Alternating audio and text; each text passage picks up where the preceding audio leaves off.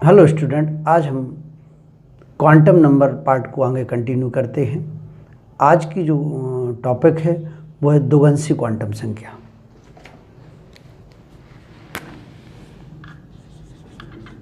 द्विगंशी quantum संख्या, इसको azimuthal quantum number बोलते हैं। क्या बोलते हैं? Azimuthal quantum number. Azimuthal quantum number. ये एजीमुथल क्वांटम नंबर होती क्या है? यानी वे संख्याएं जो परमाणु में उपस्थित इलेक्ट्रॉन के उपकक्ष या उप ऊर्जा स्तर को प्रदर्शित करती हैं। ठीक है ना? तो उन्हें अपन क्या कहते हैं? द्विगंशी क्वांटम संख्या कहते हैं। तो लिखो, वे संख्याएं जो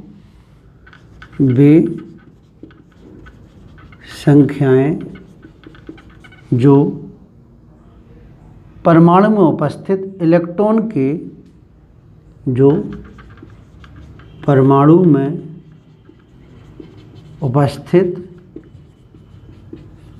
इलेक्ट्रॉन के उपकक्ष तथा इलेक्ट्रॉन के उपकक्ष या उप ऊर्जा स्तर मीन्स सब एनर्जी लेवल। ठीक है ना? उप ऊर्जा स्तर को क्या करते हैं? प्रदर्शित करते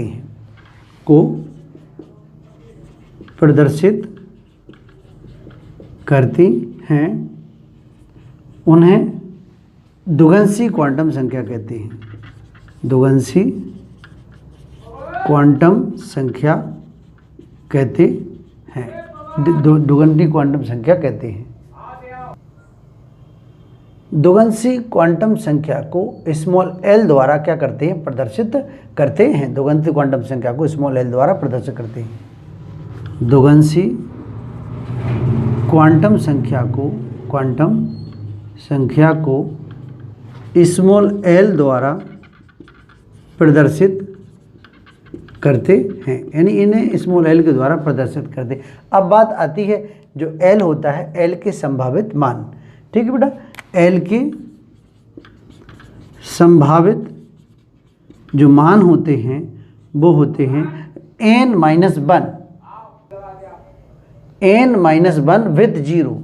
ये होता है n-1 विथ ज़ीरो। यानी जो है, कहने का अर्थ ये है कि इसका जो मान होगा L बराबर होगा n-1 शून्य सहित ये इसका मान होगा। अब ये क्वेश्चंस के द्वारा इसको अपन हल करते हैं। ठीक है? अच्छा, एक और बात आती है कि जो इसे गणितीय ढंग से हम किस तरह से हम प्रदर्शित करते हैं, तो देख लेते हैं।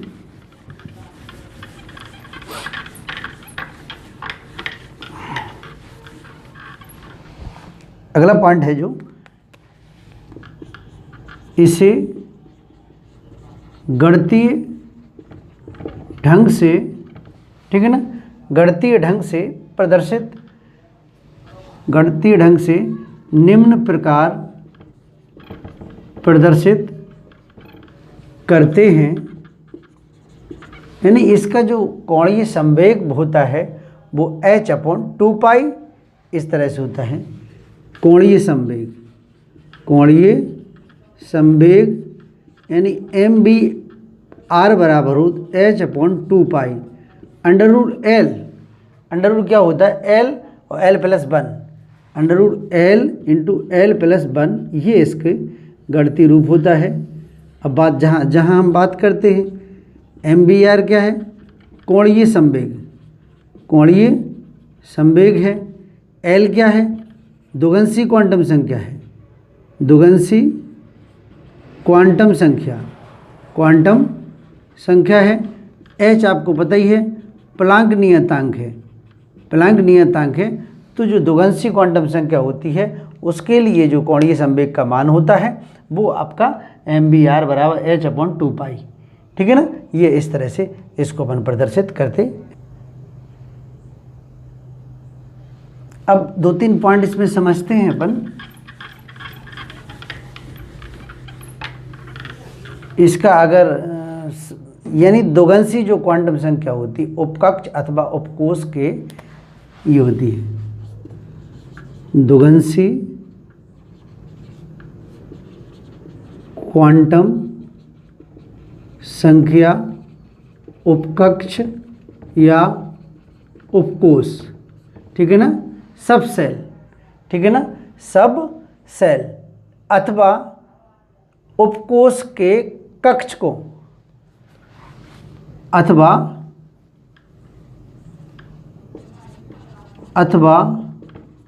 उपकोष के कक्ष को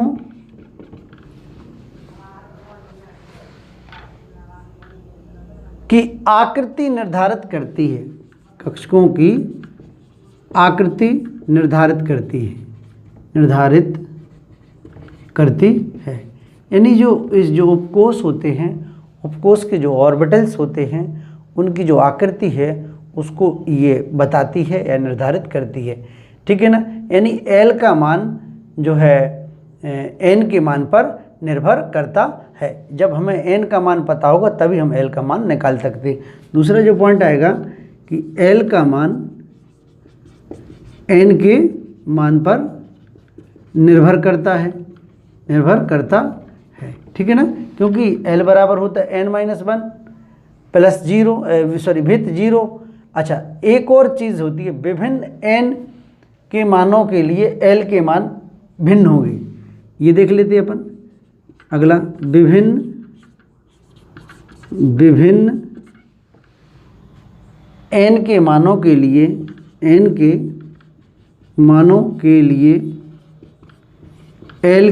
मान, ठीक है ना, एल के मान निम्न होंगे। क्या होंगे अब समझते हैं इसको। इस तरह से देखो, एक अपन टेबल बनाते हैं, उस टेबल पे थोड़ी चर्चा करते हैं। आपको पता होने चाहिए, एक फार्मूला याद रखो इसका, दोगंसी क्वांटम संख्या का जो फार्मूला है उसको आप क्या रखो, याद रखो। तो ये फार्मूला बताया था हमने आपको बेटा, एल बराबर बताया था n-1 शून्य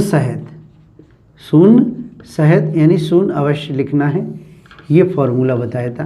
तो अब अपन देख लो, यहाँ देखते एन के मान, यहाँ पर एन के मान देखते हैं और यहाँ पर हम किसके मान देख देते हैं, एल के मान, ठीक है ना। ये देखो आप, ठीक, चूँकि एन जो है वो मुख्य क्वांटम संख्या होती है, प्रिंसिपल क्वांटम संख्या होती है, और एल जो है आपकी दोगंसी क्वांटम संख्या होती है। अब बेटा इसमें क्या है, इसमें एल बराबर हमने आपको फार्मूला ऊपर बताई है कि जो एल बराबर बताया ये n-1 विथ 0।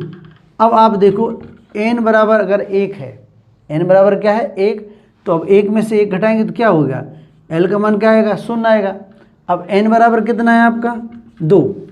तो अब देखो आप इसमें जो है n बराबर अपना 2 आया, तो l बराबर n-1। अब 2 में से एक माइनस करेंगे तो कितना बचेगा, l का मान हो जाएगा आपका 1 और साथ में 0, ये हो जाएगा 1 × 0। अब n बराबर कितना लिखेंगे हम 3, तो l बराबर क्या हो जाएगा, इसमें से 2, 1 और 0, यानी n-1 विथ 0, तो 2 आ जाएगा, 1 आ जाएगा और फिर 0 आ जाएगा, यानी n बराबर 3 है तो ये आ जाएगा। अब n बराबर कितना रखो अपन 4, तो l बराबर क्या हो जाएगा, इसमें से कम करो तो 3, 2, 1 और 0।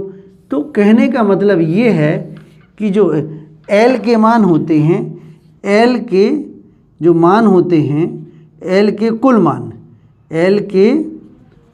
मान n के मान पर निर्भर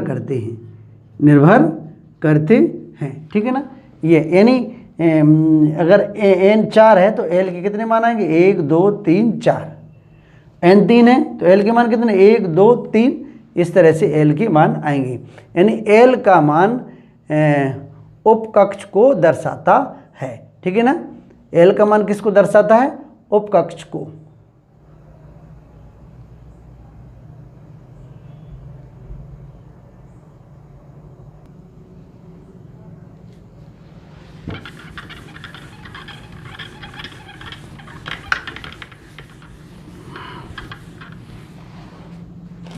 यानी अगला जो पॉइंट है वो है एल का प्रत्येक मान, ये एल का प्रत्येक मान यानी द्विगंशी क्वांटम संख्या का प्रत्येक मान एक उपकक्ष को दर्शाता है।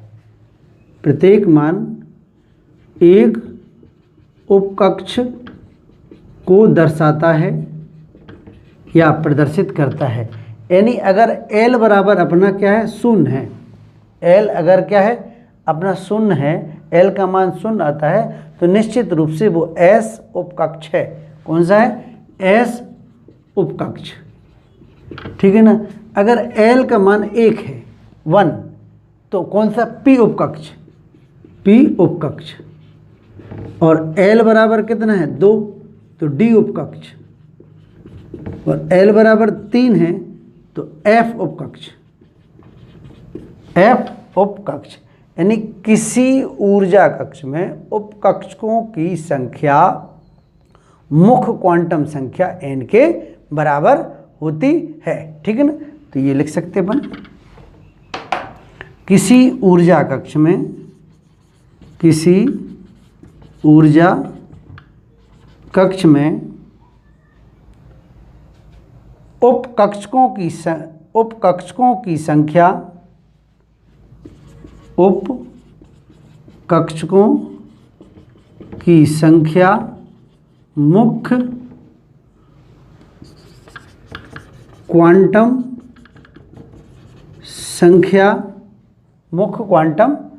संख्या n के बराबर होती है, n के बराबर होती है। जैसा कि हमने आपको पहले बताया था, जैसे n बराबर 4 है तो हम पूछेंगे कि n बराबर 4 है तो संभव उपकोषों की कुल संख्या कितनी होगी? 4 होगी। तो जैसे देखो आप, जैसे हमने देखा, जैसे इसको समझो, जैसे n बराबर 4, ठीक है ना, n बराबर 4 है तो संभव, ठीक है ना, उपकोषों की कुल संख्या, संभव उपकोषों की कुल संख्या 4 होगी। कितनी होगी? 4। यानी जो द्विगंशी क्वांटम संख्या होती है वो उपकोषों को प्रदर्शित करती है। इसको अपन एक टेबल के माध्यम से समझ लेते हैं। जैसे ये देखें आप, एक टेबल बनाते हैं, उसके माध्यम से इसको अपन समझते हैं।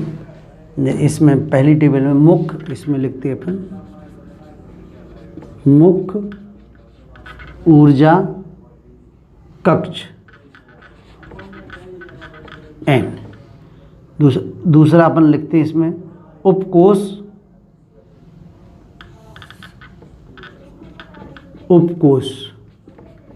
l, ठीक है ना। तीसरा उपकोषों की कुल संख्या, उपकोषों की कुल संख्या, ठीक। और अगला जो लिखते हैं इसमें उपकोष के प्रतीक,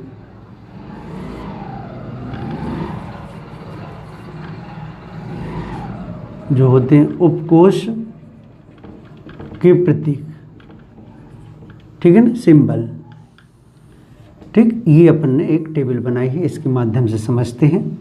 इसमें जो L है, ये L बराबर क्या था? n-1 विथ 0, ये फार्मूला था द्विगंशी क्वांटम संख्या का।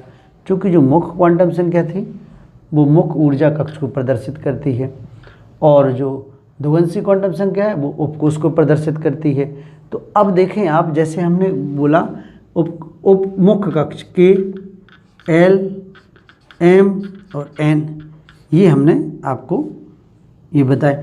तो K के लिए जो मुख्य ऊर्जा कक्ष हो जाएगा वो 1 हो जाएगा। क्या हो जाएगा? अपना मुख्य ऊर्जा कक्ष क्या हो जाएगा? वो 1 हो जाएगा। तो ये तो इसके लिए 1 हो जाएगा, इसके लिए 2 हो जाएगा, इसके लिए 3 और इसके लिए 4, इस तरह से हो जाएगा। अब देखो बेटा, इसमें से L बराबर n-1 विथ 0, ठीक है ना। तो अब देखो 1 में से 1 घटाएंगे तो 0 बचेगा। अब इसमें देखो 2 में से 1 घटाएंगे तो 1 और फिर 0 ये बचेगा। और इसमें क्या होगा, ये आपका 2, 1 और 0 ये होगा। इसमें क्या होगा आपका 3, 2, 1 और 0 ये हो जाएगा। इसका मतलब उपकोषों की कुल संख्या इसमें कितनी है, 1। इसमें उपकोष कितने, 1 और 1 2, इसमें 1 2 3, इसमें 1 2 3 4, 4 हैं उपकोष। अब देखो आपने हमने बताया था जब L का मान 0 होता है तो उसको अपन क्या कहते हैं, S। तो उसको क्या कहते हैं अपन, S। अब इधर नंबर 1 कितना है, 1 लिखा हुआ है तो 1S हो जाएगा। अब देखो आपको हमने बताया था कि अगर जो है आपका 0 है तो S है, 0 है तो क्या है, S। तो इसके लिए हम क्या लिख देंगे, S। चूँकि ये कितना नंबर है आपका, दूसरा, तो ये 2S हो जाएगा। और L का मान 1 है तो उसके लिए हमने L का मान जब 1 होता है तो उसके लिए हमने क्या बताया था आपका P। तो इसके लिए क्या हो जाएगा, 2P हो जाएगा। अब देखो आप इसमें ये 0 है, इधर कितना है, 3S, 3S 1 के लिए 3P। और इसके लिए आपका जब L का मान 2 होता है तो D आ जाता है, D उपकोष होता है। तो ये हो जाएगा। अब देखो इधर कितना है आपका, 4 है, ठीक है ना। यहाँ देखो ये 4 है, N का मान जब 4 है, कुल कितने हैं, 4 हैं। तो इसमें क्या हो जाएगा, 4S फिर 4P फिर आपका 4D फिर आपका होगा 4F। मतलब जब L का मान 3 होता है तो F उपकोष होता है। तो कहने का मतलब L के मान बढ़ने पर मुख्य ऊर्जा कक्ष के उपकोषों की ऊर्जा बढ़ती है, ठीक है ना। मुख्य ऊर्जा कक्ष के उपकोषों की कुल ऊर्जा बढ़ती जाती है जैसे जैसे N ऊर्जा कक्ष के उपकोषों की ऊर्जा का क्रम जो होता है S P D F इस तरह से होता है। अच्छा, एक चीज़ और आती है कि जो मुख्य क्वांटम संख्या, जैसे कोई क्वेश्चंस कर लेते हैं कि मुख्य क्वांटम संख्या 3 से संबंधित कक्षकों की कुल संख्या बताओ, ठीक है ना। एक क्वेश्चंस करते हैं, इसका देख लेते हैं।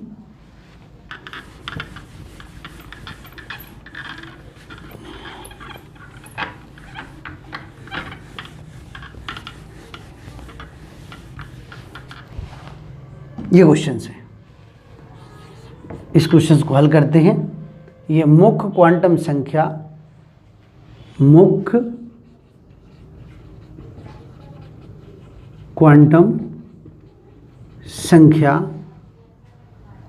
n बराबर 3 से, ठीक है ना, n बराबर 3 से संबंधित कक्षकों की कुल संख्या से संबंधित कक्षकों की कुल संख्या, यानी कक्षकों की कुल संख्या क्या होगी, इसके बारे में अपन को चर्चा करना है। तो बेटा सबसे पहले हम क्या करेंगे, इसमें दिया है n बराबर कितना दिया, 3। तो इसको हम पहले क्या करेंगे, L की मान निकाल लेंगे।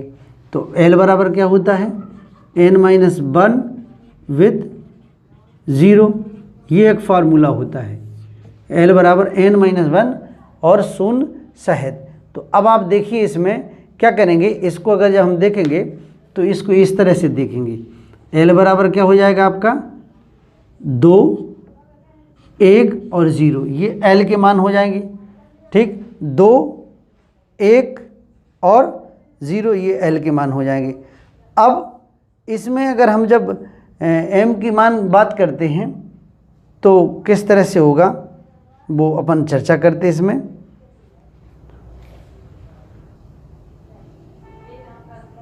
हाँ, इस क्वेश्चंस को चूँकि पूछने का जो इनका जो तरीका होगा वो दो तरह से होगा, कक्षकों की कुल संख्या तथा